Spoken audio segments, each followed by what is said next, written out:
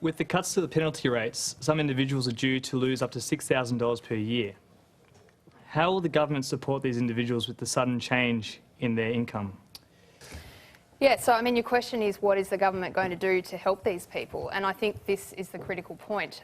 You know, Scott's talking a lot here about process and who did this and who set up which piece of legislation. That is exactly what the government wants you to be talking about and thinking about right now, because they don't want to talk about the substance of this. And that is a very fundamental question about our country. Exactly how unequal are we willing to allow Australia to become? Now, this is a direct pay cut for 700,000 of the poorest paid people in this country. More likely to be women, more likely to be migrants, more likely to be not very well educated. Meanwhile, we've got something like the 6 richest Australians control as much wealth as the 4.5 million poorest people in this country. So we've got ourselves a big problem here. And the question that the government needs to tell us the answer to is, does it support this decision and what is it going to do about it?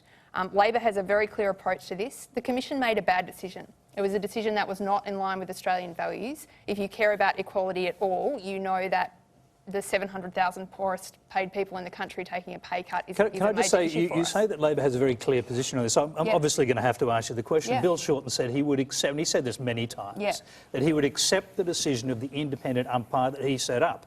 I mean, was he kidding? No, of course, no. So was he serious when he said that? Yeah, I mean, Tony, Bill made those comments when the assumption in this discussion was that a commission was not going to go down the path of putting these people further back than they already are. Now, if a change has to be made to penalty rates and that can be negotiated between employees and employers, I think the fundamental test should be for people that are already so poorly paid, you're not going to make them worse off as a consequence of the decision.